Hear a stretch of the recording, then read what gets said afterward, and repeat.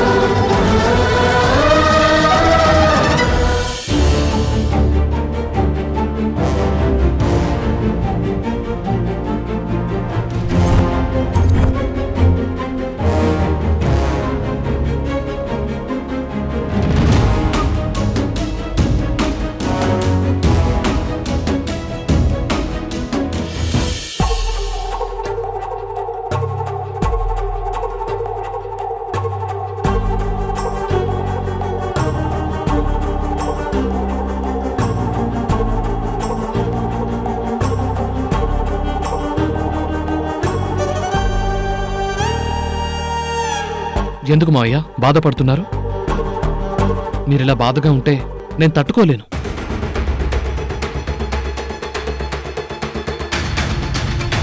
సృజన ఏం మాట్లాడిందో నువ్వు విన్నావు కదా. గోపిని పెళ్లి చేసుకుంటానని ఇప్పటికే పట్టుబడుతోంది. ఎలా చేయమంటావు? నా కూతురు గొంతు ఎలా కొయ్యమంటావు?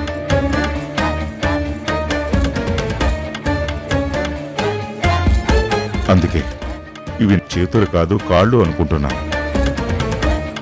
నేను చేసింది తప్పు కాదని నాకిప్పుడు అనిపిస్తుంది.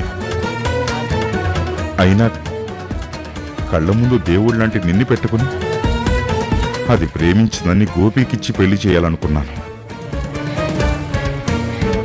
అప్పుడు నిన్ను తీసుకున్న నిర్ణయం తప్పు. ఇప్పుడే కరెక్ట్ నిర్ణయం తీసుకున్నానని నాకు అనిపిస్తుంది. నా మాట నువ్వు కాదనవు కదా? చూడండి మావయ్య, నాకు మీ గౌరవం ముఖ్యం, మీరు ఆనందంగా ఉండడం ముఖ్యం, సృజన బాగుండడం ముఖ్యం. సృజన గోపిని ప్రేమించిందంటే నా మరదలు సంతోషంగా ఉంటుంది అనుకున్నాను. కానీ సృజన జీవితం బాగుండాలంటే ఇప్పుడు నేను తనని పెళ్లి చేసుకోవాలని మీరంటున్నారు. తప్పకుండా మావయ్య, మీ మాటను నేను గౌరవిస్తాను. మీ మాటను నేను ఒక శాసనంగా స్వీకరించి శిరస వహిస్తాను. మీరు ఎప్పుడు ఎక్కడ సృజన మెడలో తాళి కట్టమంటే ఎందుకనే మాట కూడా అడగకుండా అక్కడ తాళి కట్టేస్తాను. ఇది మావయ్య, ఈ మేనల్లుడు నీకిచ్చే మాట. ఈ ఇంటి గౌరవం నాది, ఈ ఇంటి పరువు ప్రతిష్టలు నావి. మీ అందరినీ జాగ్రత్తగా చూసుకోవాల్సిన బాధ్యత నాది. అన్నిటికన్నా ముఖ్యంగా సృజనకు ఒక గొప్ప భవిష్యత్తునివ్వాల్సిన అవసరం నాది. నువ్వు నన్ను ఆదేశించాలి, ఇలా అభ్యర్థించకూడదు. శ్రీకర్, నిజంగా ఇప్పుడు నువ్వు నా కంటికి దేవుళ్ళ కనిపిస్తున్నావు. నా మేనల్లుడు నా మాటకు విలువిస్తాడని ఆ నమ్మకం నాకు ముందే ఉంది. అందుకే మీ ఇద్దరి పెళ్లికి ముహూర్తం పెట్టించాను.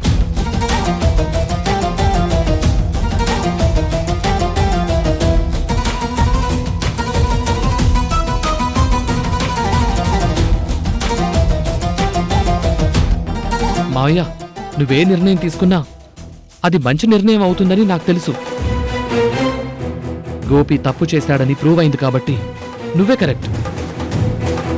సృజనని ఎలా మార్చుకోవాలో, సృజనతో ఎలా మాట్లాడాలో నేను చూసుకుంటాను. నువ్వేం భయపడకు, ధైర్యంగా ఉండు. అది చాలు శ్రీకర్, ఈ ధైర్యం నాకు చాలు. నీ కాళ్ళు కడిగి నేను ఆ నీళ్లు నెత్తిన చల్లుకున్నా నువ్వు చేసే త్యాగం ముందు అది చిన్నదే అవుతుంది. తప్పు మావయ్య, నువ్వు నా కాళ్ళు కడగడం అన్నది సాంప్రదాయం కావచ్చు, కానీ నీ కూతురు చేయి నా చేతిలో పెట్టి నడిపించాలి అనుకుంటున్నావు. అదే నీ నిర్ణయం అయితే నాకు శాసనంతో సమానం. జీవితాంతం శిరస వహిస్తాను. ఈ ముహూర్తం కాగితం దేవుడి ముందు పెడతాను. అంతా దైవ ఘటన కదా.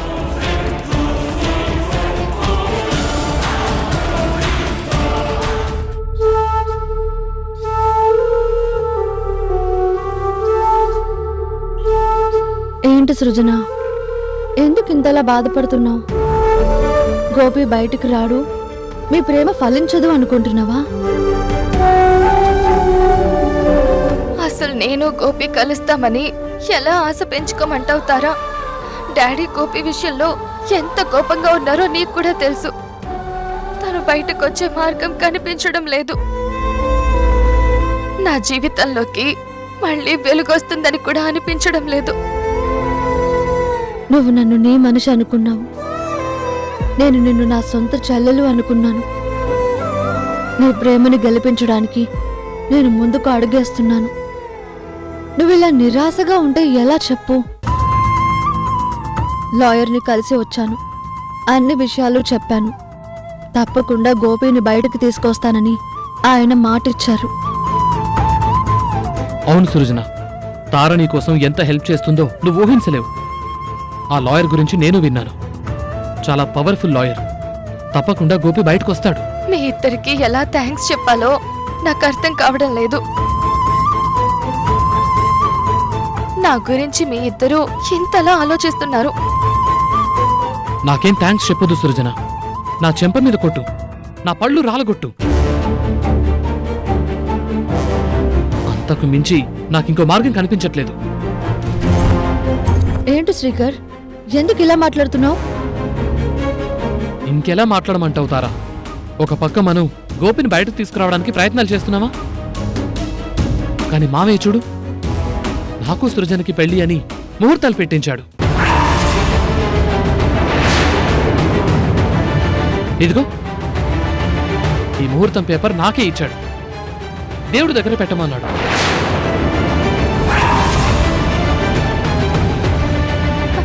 ఇప్పుడు ఏం చేద్దాం బాబా? నాకు చాలా భయంగా ఉంది.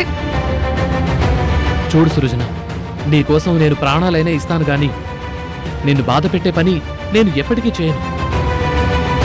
ఇది మామయ్య దృష్టిలో మనిద్దరినీ కలిపే ముహూర్త కాగితం కావచ్చు. ఇదెంతో పవిత్రమైందనుకుని దేవుడి దగ్గర పెట్టమనుండొచ్చు.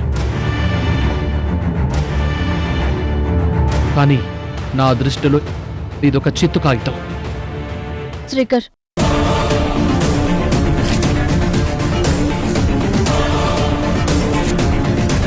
ఈ ముక్కలు గాల్లో కలిసిపోవాలి. తప్పు శ్రీకర్, అది ముహూర్తం పెట్టించిన కాగితం. దాన్ని అలా చింపితే పాపం తగులుతుంది. తగల్ని తారా, ఆ పాపం నాకే కదా తగులుతుంది. ఆ పాపం ఒక శాపంగా మారి నేను చచ్చిపోయినా పర్వాలేదు. అప్పుడైనా సరే ఈ చేతులతో సృజన మెడలో తాళి కట్టే అవకాశం తప్పిపోతుంది. అప్పుడు తను గోపికి దగ్గరవుతుంది. నేను అదే కోరుకుంటున్నాను. ఆ ప్రేమ గెలవాలనే కదా నేను అనుకుంటున్నాను. కానీ మామయ్య నా మాట వినకుండా ఇలా చేస్తున్నాడు. ఏం చేయాలో తెలియట్లేదు. కానీ ఒక్కడి గుర్తుపెట్టుకో సృజన, నీ సంతోషమే నాకు ముఖ్యం. నువ్వు హ్యాపీగా ఉండడమే నాకు కావాలి. నీకోసం ఈ బావ ఏదైనా చేస్తాడు.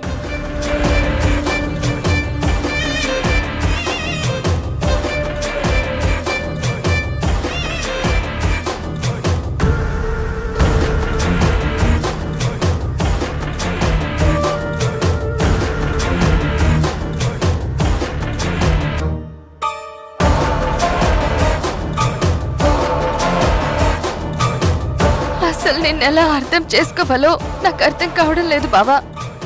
నిజంగా నీ స్థానంలో వేరే ఎవరైనా ఉంటే ఇలాంటి అవకాశాన్ని వదులుకోరు. కానీ నా కోసం నువ్వు ఇంతలా ఆలోచిస్తున్నావు. నా ప్రేమని గెలిపించడానికి నువ్వు ఇంతగా పాటుపడుతున్నావు. థ్యాంక్ యూ సో మచ్ బావా. దాందే ఉంది సృజన. నీ ఇష్టాన్ని గౌరవించడం నాకిష్టం. నీకు బాధ కలిగితే ఇక్కడ నా గుండెల్లో బాధ అనిపిస్తుంది. నీకు కన్నీళ్లు వస్తే నాకు కష్టం వచ్చినట్టుగా అనిపిస్తుంది. అందుకే ఏం జరిగినా సరే అందులో నా తప్పు ఉండకూడదని నేను చూసుకుంటాను. ఇలాంటి పరిస్థితుల్లో నువ్వు నా గురించి తప్పుగా ఒక్క ఊహ కూడా ఊహించకూడదని నేను కోరుకుంటున్నాను. మళ్ళీ చెప్తున్నాను, నీకు నేనున్నాను, అన్నీ నేను చూసుకుంటాను.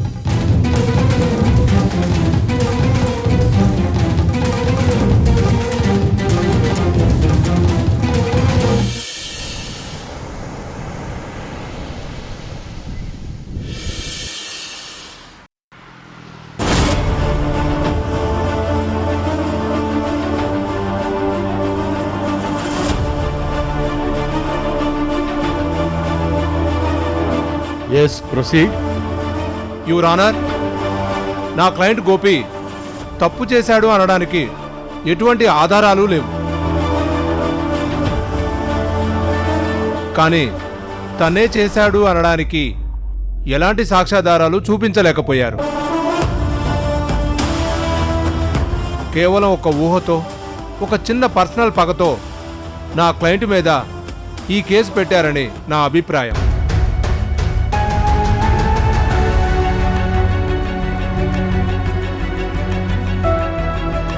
Mister public prosecutor, any cross examination?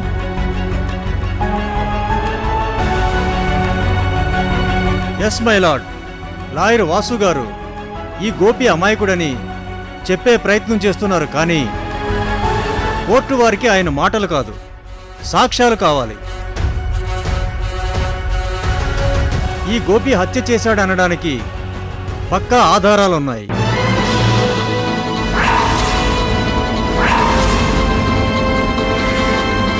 తను తన లవర్తో కలిసి ఏకాంతంగా గడపాలని ఆ కొండ ప్రదేశానికి వెళ్లారు.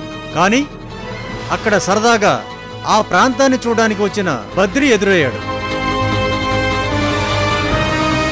అప్పుడు గోపి బద్రిని చూసి, మేమిద్దరం ఇక్కడ శారీరకంగా కలుసుకోవాలి, నువ్వు వెళ్ళిపో అని చెప్పారు.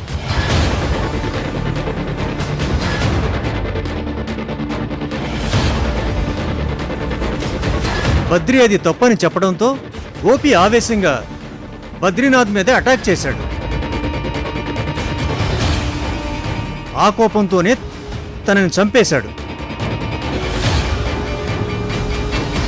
అక్కడ ఎలాంటి సీసీ కెమెరాలు లేవు కాబట్టి తను దొరకడు అనుకుని తెలివితేటలతో అక్కడి నుంచి పారిపోయాడు. లేదు జడ్జి గారు, గోపి అలాంటి పని చేయలేదు. గోపి అసలు ఎప్పుడూ హత్యలు చేయలేదు. ఆ రోజు అనుకోకుండా బద్రి అక్కడ ఎదురయ్యాడు. సృజన మీద తను అటాక్ చేయబోయాడు. అదే క్రమంలో సృజనని కాపాడటానికి గోపి బద్రితో గొడవ పడి తోసేశాడు. బద్రి పడిపోయాడు. ఆ తర్వాత గోపి సృజన ఇద్దరూ వచ్చేశారు. అంతేకాని గోపి చంపలేదు.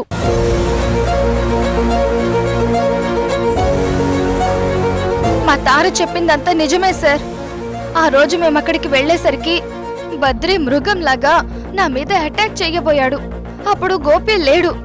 కింద కారులో నుంచి సామాన్లు తీసుకురావడానికి వెళ్ళాడు.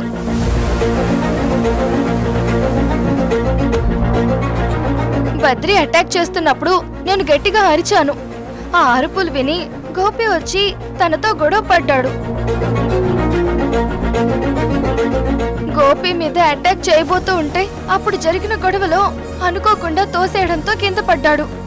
మేము అక్కడి నుండి వచ్చేసాం.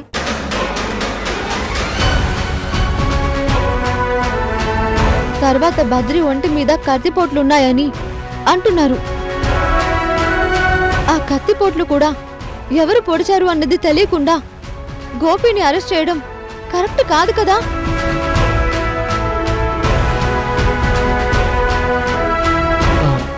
తారా, సృజన, మీరిద్దరూ సైలెంట్గా ఉండండి. లాయర్లు ఉన్నారు కదా, వాళ్ళు వాదిస్తారు. కూర్చోండి.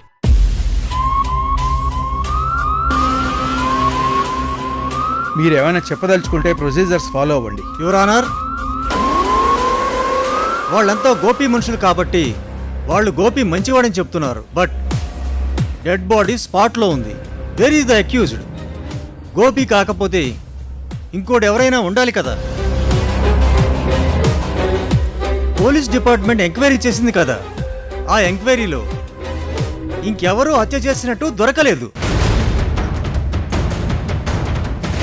ఈ గోపియే హంతకుడు అనడానికి దానికి సంబంధించిన వివరాలన్నీ తమరికి సబ్మిట్ చేశాను.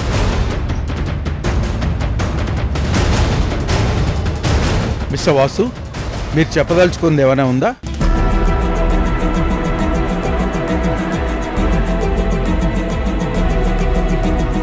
నా క్లయింట్ తప్పు చేయలేదని నేను మళ్ళీ చెప్తున్నాను.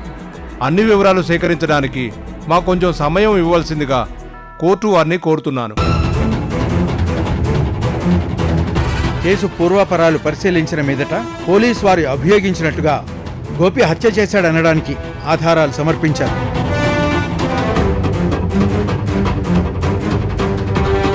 అయితే డిఫెన్స్ లాయర్ కొంత వాయిదా అడగడం వల్ల తనతో కూడా ఏకీభవిస్తూ ఈ కేసును వచ్చే నెల 15వ తారీఖు వరకు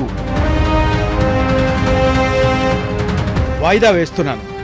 అంతవరకు గోపిని రిమైండ్లో ఉంచవలసిందిగా ఈ కోర్టు ఆదేశిస్తోంది. Thank you your honour.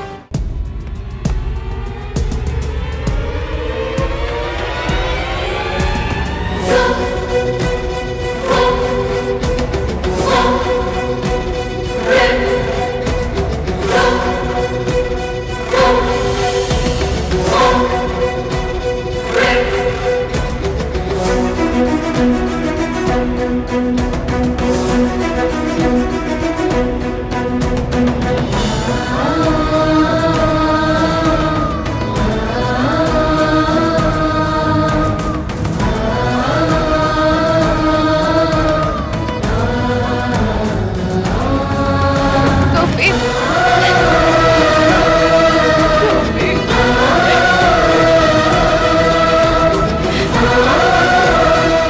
ఊరుకోండి మేడం, ఎందుకు బాధపడతారు? బాధపడకుండా ఎలా ఉంటాను గోపి? చూడండి మేడం, తప్పు చేసిన వాడు ఎప్పటికీ తప్పించుకోలేడు. అలాగే తప్పు చేయని వాడు ఏ రోజుకి నేరస్తుడు కాదు. ఆ ఇందిర గారు నా మీద కోపంతో ఈ అభియోగం మోపినా నేను నేరం చేయలేదని ఏదో రకంగా ఆ దేవుడే చూపిస్తాడు. మీరు మాత్రం ధైర్యంగా ఉండండి. చూడు గోపి, నిన్ను ఎలాగైనా బయటకు తీసుకురావాలని మేం ప్రయత్నిస్తున్నాం. లాయర్ గారికి అన్ని వివరాలు చెప్పాను. బట్ ఎందుకో ఈరోజు లాయర్ గారు సరిగ్గా మాట్లాడలేదు. అవన్నీ నేను ఎంక్వైరీ చేస్తాను. తప్పకుండా నిన్ను బయటకు తీసుకొచ్చి మీ ఇద్దరిని ఒకటి చేసే బాధ్యత నాది. సరే మేడం, నేను తప్పు చేయలేదని మీరు నమ్ముతున్నారు. అది నాకు చాలు. ఇక జరిగేది ఎలా జరగాలో అలాగే జరుగుతుంది. ఏంటి, మీటింగ్ పెట్టుకోవడానికి ఇదేం పార్క్ కాదు. అయినా మీరు మాట్లాడే హక్కు లేదు. మహేష్, కారెక్కించు.